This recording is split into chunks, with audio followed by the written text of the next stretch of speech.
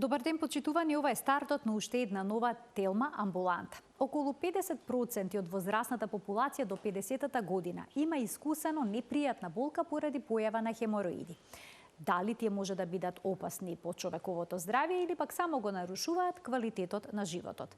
Кај повеќето луѓе, срамот е примарната причина за одложувањето на лекарскиот преглед за хемороиди, како и надежта дека можеби проблемот ќе се реши само од себе. Но можат ли хемороидите да поминат без лекување? Во кој случај хирургијата е единственото решение? На оваа тема денеска разговараме со доцент доктор Шенол Тахир, субспецијалист по дигестивна хирургија од Универзитетската клиника за хируршки болести Свети Наум Охридски во Скопје. Разговорот ќе го проследите по рекламниот блок, затоа останете на телма.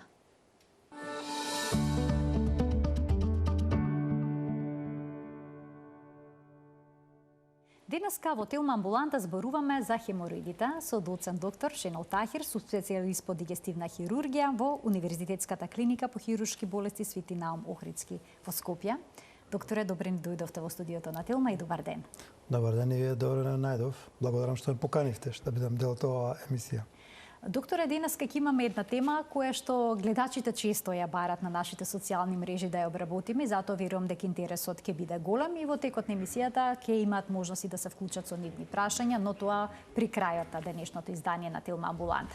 За почеток да ни објасните дали хемороидите имаат некаква улога, некаква функција во нашиот организам или не? Да, добро прашање, бидејќи генерално кај населението превладува мислењето дека хемороидите се болест.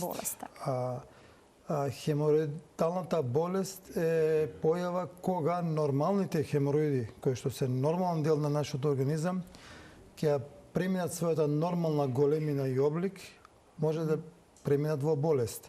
Инаку, хемороидите се дел од нашето нормално тело и тие се во завршниот дел на ректумот, односно во крајниот дел кон анусот, кои што имаат улога на јастучиња, кои што ја регулираат улогата на дебелото црево во задниот дел, односно во нивното празнење и во испуштање во оној момент кој е потребно да се испуштат гасови, евентуално и содржина измет и евентуално нивно после завршување на оваа функција и нивно соодветно затварање. Така да, хемороидите се нормални структури на нашето тело. Тие се проблематични или се болни кога нивната големина ќе помине таа нормална големина и односно кога се тие воспалени и односно кога се отечени. Во другите состојби тоа се работи за нормална состојба. Ова е убаво да се знае, што ни го разјаснивте. И сега вела дека болеста на хемороидите е болест на модерното време и дека околу 50% од луѓето кои што се постари од 30 години имаат искусено некое непријатно искуство, некоја непријатна болка со воспаление или зголемување на хемороидите и вела дека оваа болест е во пораст. Зошто е тоа така и дали е ова точно како податок? Точно е податокот, некаде над 50%, значи на населението над 45 до 50 годишна возраст веќе има некое искуство со проблеми од страна хемороидите. Од друга страна, трендот на општеството, не само кај нас и во светот, да практично стануваме се по-спора и помалку активна популација и седечка популација, проблемите со хемороидите процентуално и растат. Пред се многу зависи од самата професија, начинот на живот, а пред се и начинот на исхрана. Значи, од тој аспект може да кажеме дека најчесто порано, ако хемороидите се појавува на возраст, во возрастна возраст, значи над 60 години беше просекот, во последните 30 години тој просек падна под 50 години. Од друга страна, ако хемороидите беа проблем пред се во бременоста, кај проблеми со пациенти каде што имаат проблеми со празнењето, каде што имаме проблеми со дефекацијата, и пред се, каде што имаме тешка физичка работа со изразен напор, кај тие состојби се јавува во последно време, поготово кај неактивното население, каде што имаме зголемување на изразито на телесната маса, тежината, од друга страна неактивност во смисол на мала физичка активност и пред се на дејности кои што се врзани со долготрајно седење, процентот е постојано во пораст. Така. Ние издвоивме некои од најчестите ризик фактори кои што доведуваат до болест на хеморидите. Вие набројавте дел од нив, но еве да ги разгледаме уште еднаш. Тоа се хроничната обстипација, бременоста, дебелината, недоволната физичка активност, генетската предиспозиција и возраста. Секако има и други, но ова го сумиравме како нешто најважно. Да. Еве да започнеме со столицата, со хроничната обстипација. Дали напрегањето всушност при празнењето на цревата е проблематично или пак самото непразнење на цревата? Што е спорно? Генерално празнењето не соодветно, некогаш е врзано причински од страна на самото дебело црево кога имаме други пропратни проблеми, значи други причини кои што ствараат пред се потешка столица или запек, тогаш заради самата маса, цврста маса на изметот, знае да го гура делот од ректумот и анусниот дел, да слузницата практично биде оштетена и или делимично практично набабрне да излегува надвор од аналниот канал. Од друга страна пак, несоодветната исхрана и начинот на исхрана пред се јадење на превише зачината храна, превише потешка храна од типот на превише храна која што е со мрсно месо и пред се пообилната храна прави да празнењето биде потешко. Од друга страна, кај одредени лица кои што и мислат дека се недоволно испразнети и ниното непотребно поголемо напиње ствара да таа регија повеќе страда и дел од слузницата на ректумот и на анусот каде што се сместени самите нормални хемороиди, знае да преминат во спалување или оток на овие хемороиди кои што понатаму ќе прават соодветни проблеми. Докторе, а течната столица може исто така да создаде проблем? Течната столица, ако е бројчено повеќе од нормално, значи доколку во денот имате повеќе од 2 течни столици, тоа се рачуна дека веќе нешто има некој проблем. Доколку периодот на имање на повеќе по број течни столици во денот и ако таа состојба трае повеќе од неколку дена, знае да предизвика исто така појава на проблеми со хемороиди. Бременоста споминавте дека е исто така заради ризик фактор. самиот плод, нели, кај жените, бидејќи паѓа во малата карлица, таму е оттежнато самото, нели, функционирање на дебелото црево и самата тежина која што го ја прави на таа регија, знае да хемороидите бидат поистакнати, оттечени и некојши воспалени, но најчесто оваа состојба после бременоста во 90 и повеќе % случаи без никаква терапија ќе се врати во својата нормална пробитна здрава состојба. Од друга страна, кај одредени фамилии, заради составот, која е и причината пред се за појавата на хемороидите, самиот зид на дебелото црево, тој дел на ректумот и анусната регија, кој што е обложена нормално со лигавица, кој што си има свој еластицитет, губењето на квалитетот на еластичноста на зидот на хемороидите прави да тие наместо да бидат во нормална големина, да бидат во поголема големина.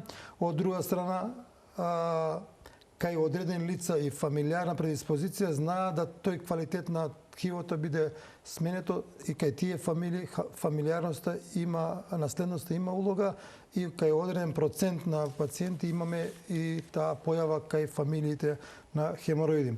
Од друга страна, дебелината, самата по себе телесна тежина, како што пречи на сите други органи, пречи исто така и на дебелото црево и пред се на тој дел од дебелото црево, кај тие лица процентот на појава на хемороиди е доста висок.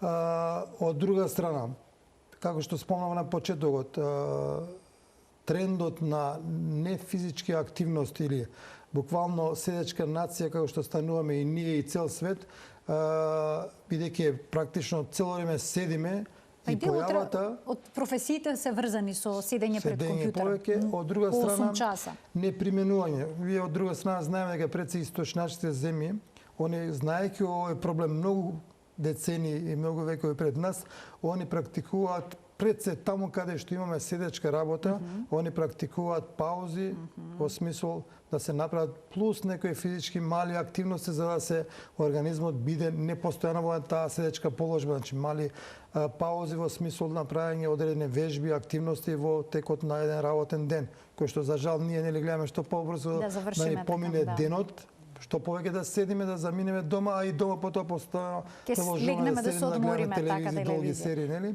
Затоа и апелот потаму ќе го спомнеме дека многу битно влијае за самата појава и самата физичка активност на лицата кои што имаат проблеми со хемороидалната болест. Но што ако некој лице има хемороиди, проблем со болни хемороиди, а сака да спортува?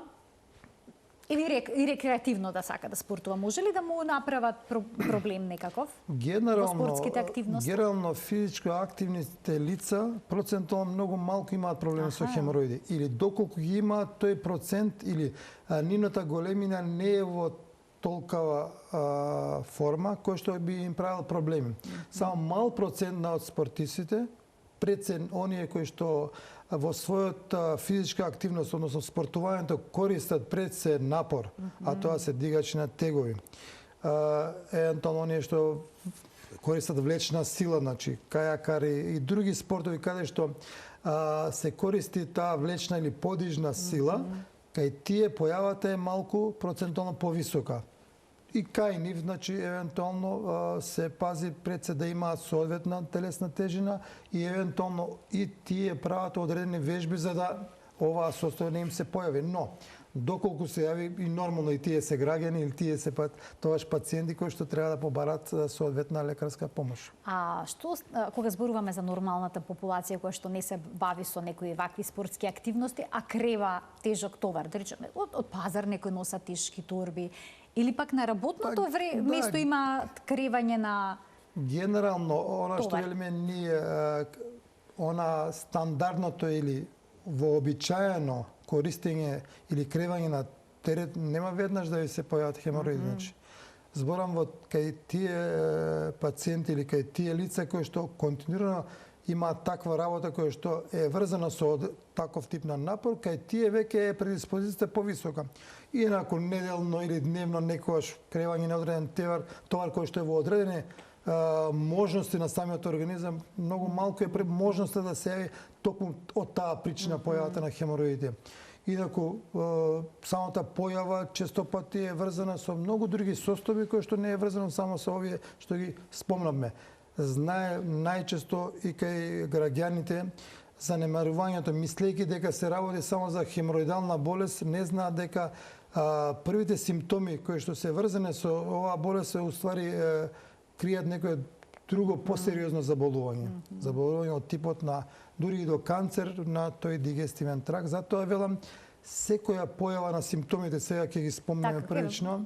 Можете да не ги наброите. Значи треба сериозно да се сватат и да се побара лекарска консултација. Најчесто една група на пациенти имаат нелагодност во празнењето. Една група имаат чешање, една група имаат крв во столица во текот на измет или евентуално при евентуално бришење после изметот имаат на хартијата.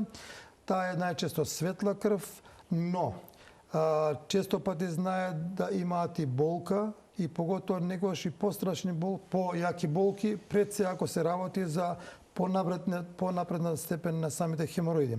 Инаку од наша лекарска страна гледано хемороидите може да бидат во 4 степени, нели првиот степен се мали, тие се лесно воспалени, лесно зголемени, најчесто тие со одреден хигиенот диететски режим се смируваат.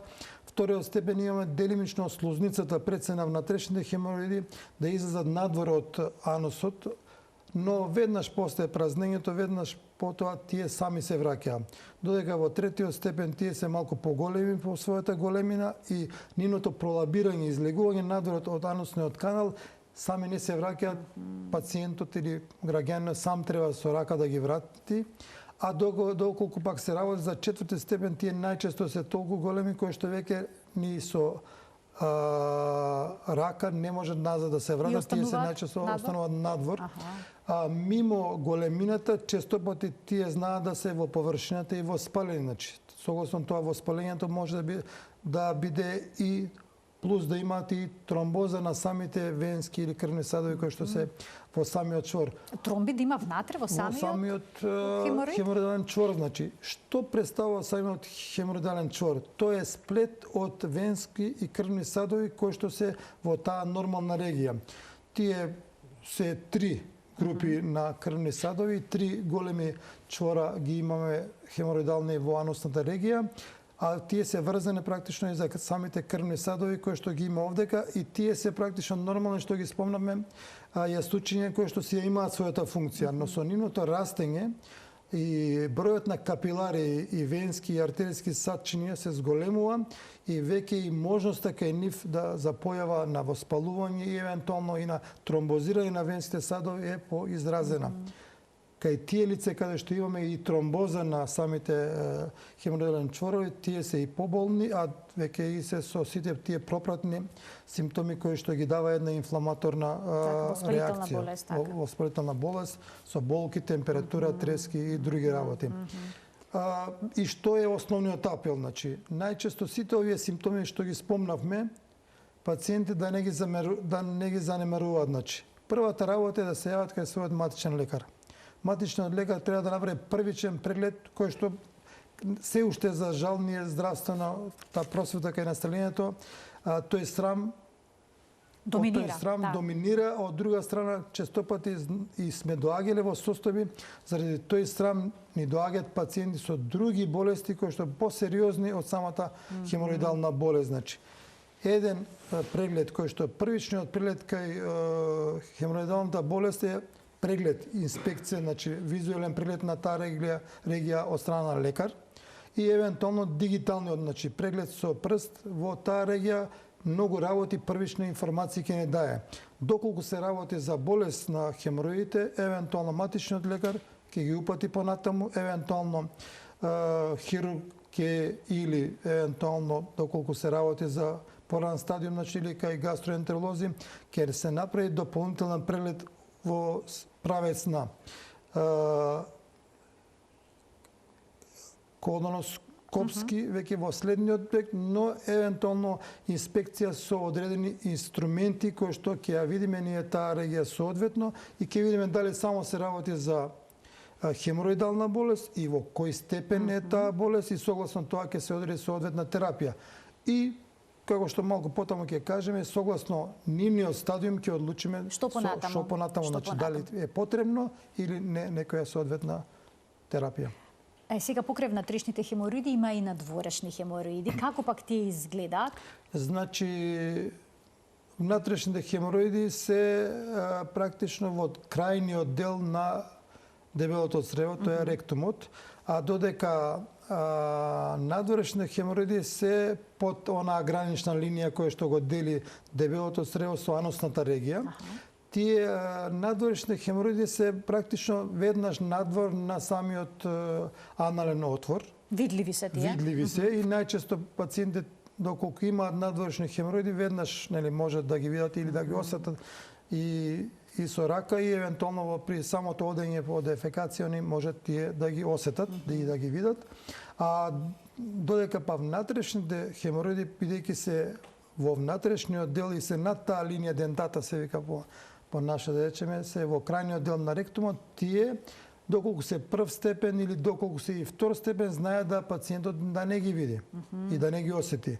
Но доколку се работи за трети, четврти степен, веќе тие излегуваат надвор од анусниот прстен и тие може да се видат и пациентот да ги осети. Доколку не може пациентот да ги забележи воспалените хемороиди, може ли крварењето од нив да биде толку мало, невидливо, па тој да не е свесен дека има проблем, ако нема никакви симптоми? Па мал процент, да речеме, од пациенти точно имаат некои првични тегоби кои што ги занемаруваат и доколку се работи за почетна појава на хемороиди, кои што со рутинска, да речеме, нормална исхрана, нормално хигиено диететски режим, знае да помине, често пати пациенти не ни знаеле дека имаат таков проблем со хемороиди. Но доколку проблемот продолжи и доколку се јават знаци пред се, ако се појави крв во столицата или пак евентуално на хартијата после бришење, тоа веќе е знак кој што пациентите не би требало да го занемарат. Така. не мора да значи дека секое крвавење од анусната регија дека е врзано за хемороиди. Тогаш треба се види дали е оттаму или евентуално има некоја плюс друга причина. Значи покрај присуството на хемороиди може крвта да биде и од друго место, И од друга така? причина. Затоа велам и се алармира пред се за возрастна група и така хемороидалната болест е почеста над 50 години.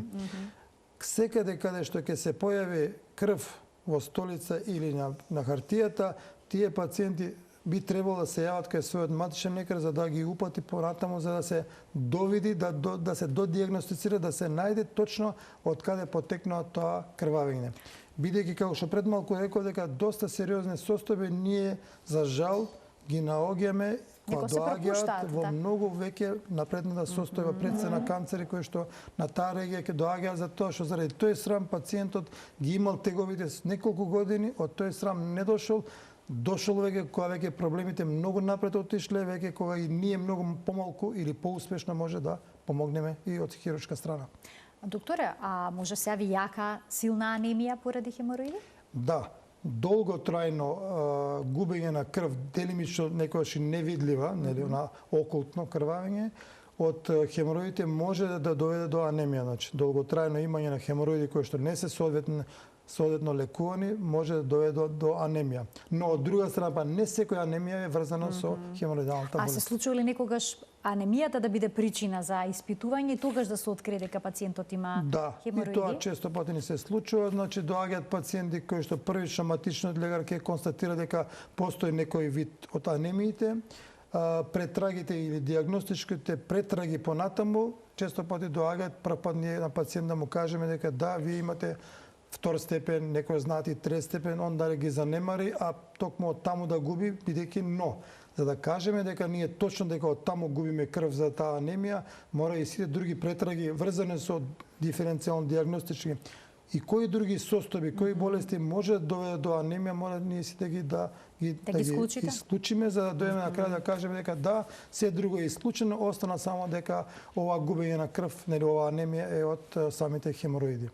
И согласно тоа ќе преземе соодветни терапеутски постапки. Доколку е причината за крварењето, односно за симптомите хемороиди со сигурност утврдено и диагностицирано, се пристапува, значи најнапред како што споминавте, промена на начинот на живот, исхрана, физичка активност, тоа е најнапред. Првично ние дури независно во кој степен се наоѓаат, во кој градус не се наоѓаат хемороидите, ние препорачуваме на долги стази, значи промена начин на исхрана.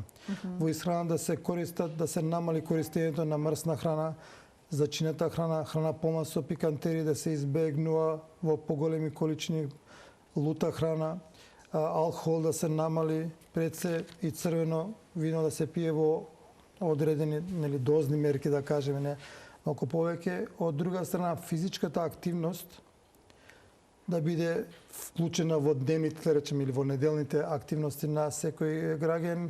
Од друга страна, да се користи храна која што е богата со растелни влакна, зеленчукот, овошите да бидат малку повеќе на менито. Од друга страна, како што рековме, да се избегаваат пред се конзервирана храна која што може да доведе до стварање на промена на празнењето пред се запек. Од друга страна и колку што може да се применува, значи самото ако се работи за лице кој што нели тако има работена, да и самото седење и седалото кај што седат или стол да биде соодветно на состојбата. Што значи тоа некој пирничиња? Затоа што знаат лица кои што имаат тешка физичка работа, односно долго седечка физичка работа, би требало и самиот стол да биде адекватен. Значи и самото седење постојано тврда столица на тврд стол прави проблеми од една страна. Од друга страна и самиот механизам, да го речам, на празнење, одењето во WC би требало да се сменат самите ритуали. Во WC се иде не повеќе, не се седи или не се чучи во стол повеќе 5 минути, значи. И да не се оди непотребно. Да не се оди таму за да му дојде, нели, што велиме ние времето за тоа, туку штом дојде да не се држи повеќе непотребно, да не се задржува празнењето, а од друга страна празнењето да не биде непотребен долг ритуал, значи како што рековте, не сега на ова модерно време постојано со мобилен, па ајде да ги видам сите вести, па пола сат или повеќе седење. ограничено би било најдобро не повеќе чучење или седење на Тоалетната школка, така? шолја повеќе од 5 минути. Аха. Од друга страна, телесната тежина да се доведе колку што може во некои нормални граници. Значи некоја диета, здраво слабење се препорачува? Да, не се практикува и во свет, не е практикувано или не е пожелно, не е препорачено да се многу веднаш добие во телесна маса, а исто така и веднаш да се губи.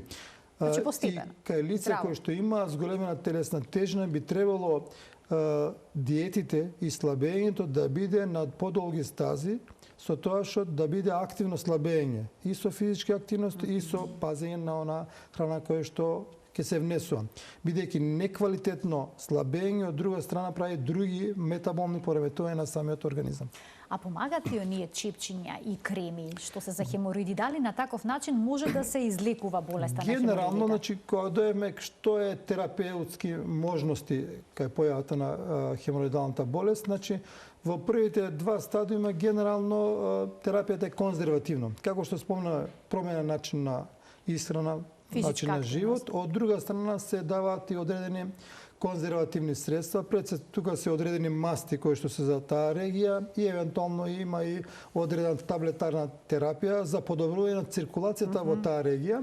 Од друга страна, доколку се работи веќе и за други плюс болни сензации, ако имаат и болки, евентуално и чешање, се дава соодветни лекарства во тој правец.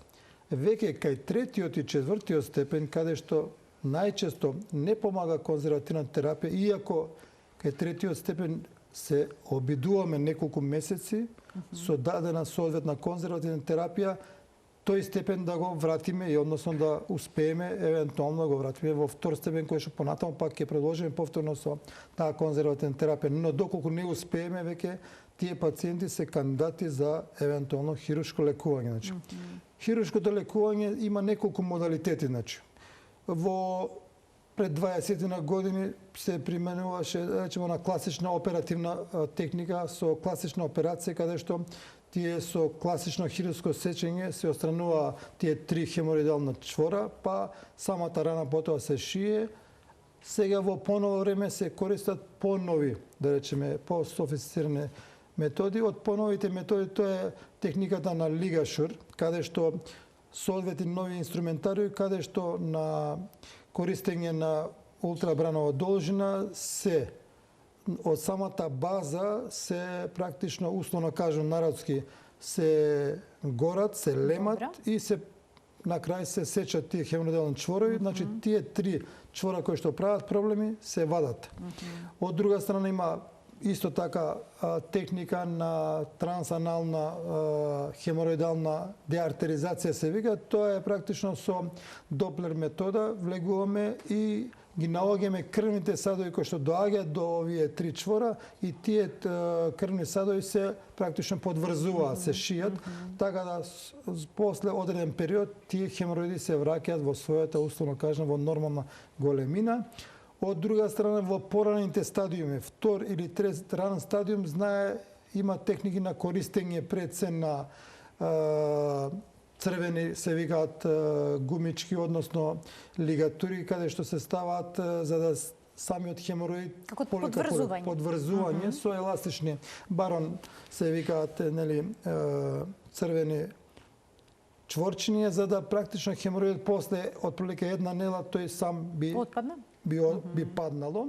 Има и понови исто така техника на користење на склерозантни средства, користење на и евентуална склерозација и во поновите техники со користење на ласер техниката, каде што со ласерска техника практично го гориме самиот чвор и со тоа го решаваме проблемот. Независно секоја установа, имаме некои мали, да речеме, модалитети разлика во користењето на која метода. Пред се, во нашата установа, мимо класичната, подврзувањето е многу ретко, значи само во многу мал број на случаи користиме подврзување на втор степен на хемороиди. Најчесто користена техника кај нас е користењето на лигашур техниката. Во Македонија во неколку центри се користи во последно време и евентуално со доплер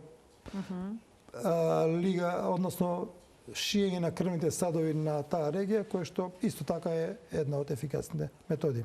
Ќе ги поканим и гледачите да се вклучат во денешната Телма амбуланта со нивни прашања, почитувани од овој момент. Емисијата е контактна, повелете и вклучите се во програма на телефонскиот број што ќе биде испишан на екранот.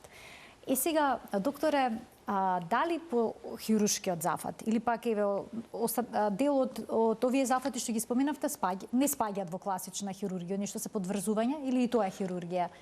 Да, тоа е предамбулантска хирургија, може да кажеме, значи дел од подврзувањето е спаѓа. Со анестезија се прават сите овие? Тие немаат потреба од анестезија, значи.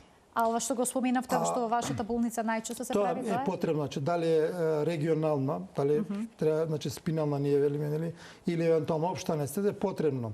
Само кај мал број на случаи каде што заради X причини, нели, не смееме да користиме друг тип на анестезија, дозволено да се тоа изведе и во локална анестезија. А од друга страна, генерално пациентите со користење на лигашор техника во 85 до 95% случаи првичниот акт е и дефинитивен акт. Тоа сака да ве прашам. Постои ли шанса да се вратат по тој хемороидите? Но едно знаете, значи се три големи чвора се во прашање, но кај одредени пациенти имаме пролапс и на дел од ректална слузница и некогаш имаме и дополнителен број на слузница која што личи на хемороидална слузница.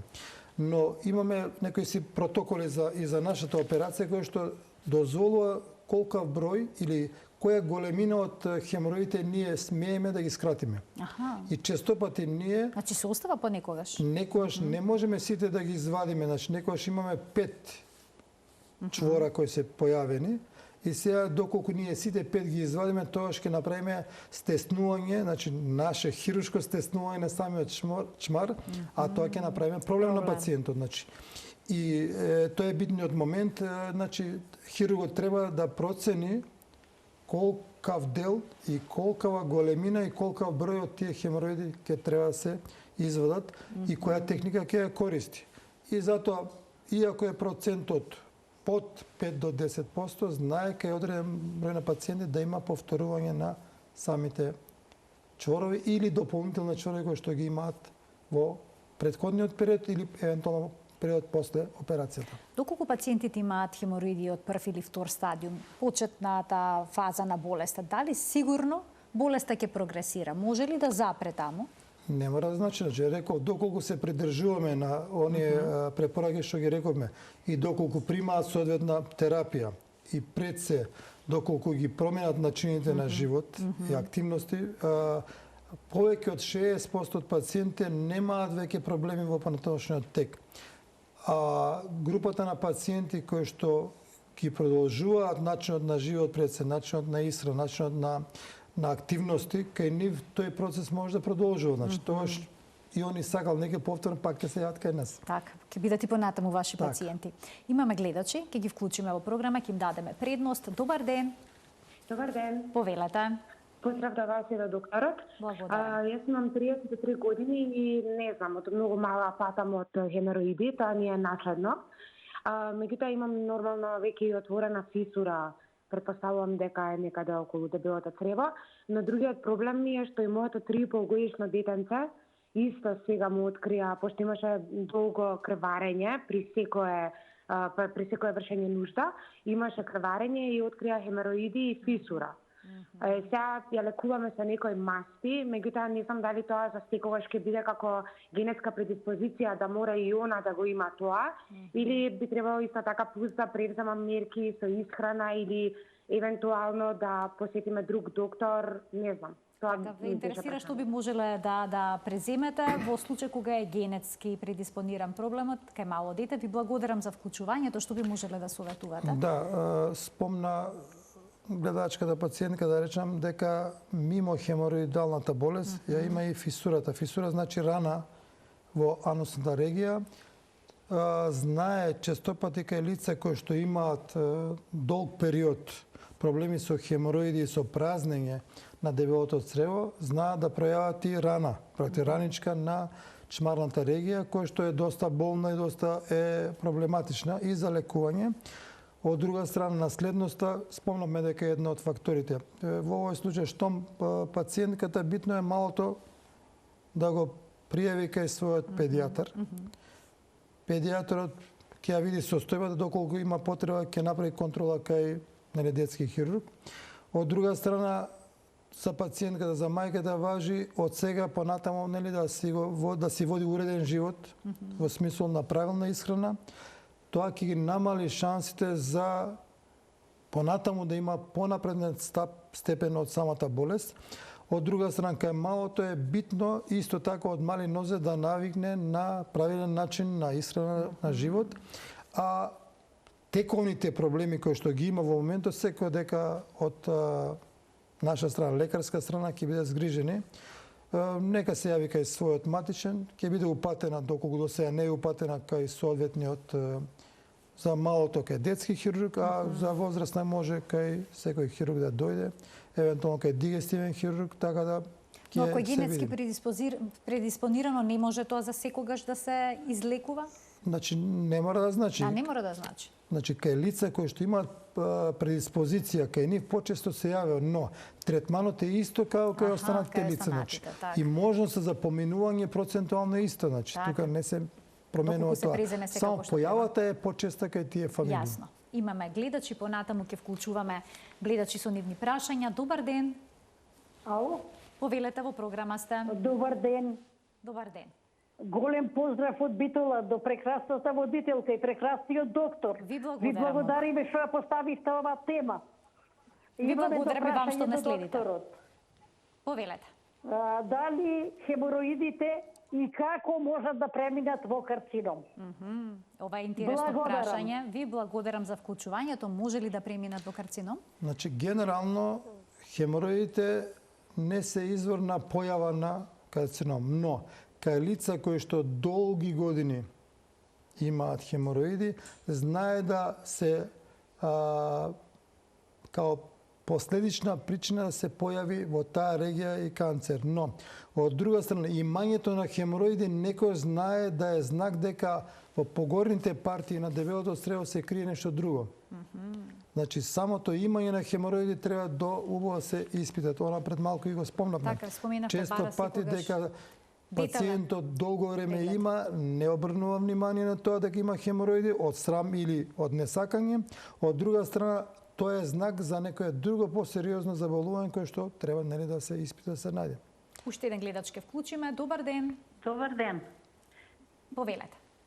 Голем поздрав до вас. Марија, само чекам кога ќе пуштите емисијава. Ви Сега, благодарам. ме интересира за хемороидите. Јас сум правена операција многу одамна, пред 30 години во градска болница.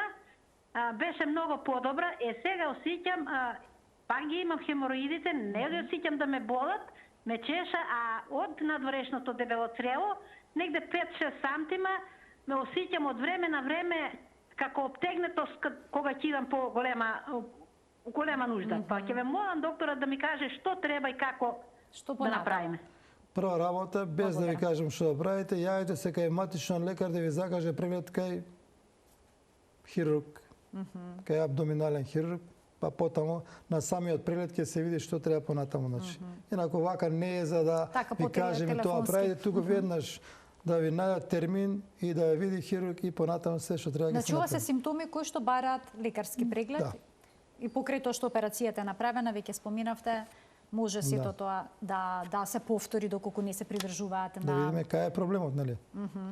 А можат ли хемороидите да поминат сами од себе? Некои се надеваат на тоа, да не преземат ништо и едноставно ќе стават чепчиња, стават кантарион, некои природни смеси, домашно направени, користат и нешто такво? Дел од тие домашните средства што ќе ги спомнавте се на некој начин конзервативна терапија, нели? Ние пациентот остава на неговата, да речеме, шанса. Тоа ние и да кажеме не користете, тоа останува на нив. Значи, тоа е колку што е корисно, може да биде и штетно. Тоа е, во тој дел не навлегувам повеќе, со тоа што првиот и вториот степен спомнавме. Некој знае сами од себе, не туку заради моментално или заради промената на начин на живот, промената на начинот на исхрана или период на исхрана. Знаете дека и ние сезонски различно јадеме. Одредени тегови од страна хемороидите се јавуваат и одредена сезона. Значи, Кога се најчести? потешка храна се јаде во зимскиот период и обично почесто тоа се јавуваат. Во летниот период поактивни сме, повеќе се движиме, полесна храна јадеме, повеќе јадеме зеленчук, овошје и тоа ще смируваат теговите, мислиме дека само од себе, не од само од себе, туку од начинот на нашето живење. Да, има шанса тие помалку да се подсмират прв и евентуално втор степен, но понапредните степени многу тешко сами од себе може да се смират. Кај жените може ли да се јават хемороиди за време на менструалниот циклус? Менструалниот циклус само по себе е нормална појава, не е болест, така да не влијае на појавата на хемороидите. Жените најчесто рековме као нормална состојба бременоста заради својата тежина која што е нормална појавата на носење на бебе во стомачна шупнина, е причина за појавата на хемороиди, кои што велам најчесто во над 90% случаи после завршувањето на таа бременост се враќаат во својата, ако соодветно нели се храниме или пациентите соодветно водат грижа. Самото, како што реков, самата менструална состојба не е причина за појава на хемороидалната болест. Но, пак велам, самиот акт на празнење и начинот и ритуалите на празнење може да бидат пеце кај тамите, нели, кај жените, знаат они малку да бидат некојаш по време да поминат малку повеќе во тоалет, знаат да бидат причина од таа страна за појава евентуално на хемороидалната болест. И да заклучиме за крај, подобро е да се спречи отколку да се лечи, значи да се преземат сите превентивни мерки кои што се однесуваат на здрав животен стил всушност. Да. Не само за оваа болест, и за сите болести, доколку пациентите, граѓаните водат поуреден живот, малку поактивен спортски живот, нели, физички активности, јадат умерено и евентуално, штом се појави симптом, прва работа не сами, туку нека побараат помош првично од својот матичен лекар, тоа сите заедно или ќе спречиме, или понавреме ќе ја најдеме болеста било која да е, и тогаш процентот и можноста да ја излечиме е многу со повисок процент. Значи да се надмине на стигма, оној срам кој што е поврзан со прегледот, не е ништо страшно, како што појасните. Тоа е нешто што може да спаси живот на крајот на криштата, доколку се работи за нешто покомплексно и малигно. Ви благодарам, докторе, многу за вашето денешно гостување и за сите убави појаснувања. Благодарам на вас. Почитувани доцент доктор Шенол Тахир, субспецијалист по дигестивна хирургија во Универзитетската клиника по хируршки болести Свети Наум Охридски во Скопје, беше гостин во студиото на Телма во денешната Телма амбуланта. Ви благодарам за вниманието со кое што не следевте. Се гледаме секој работен ден во редовниот термин емисијата 12 часот и 50 минути. Заедно учиме за нашето здравје. Пријатно!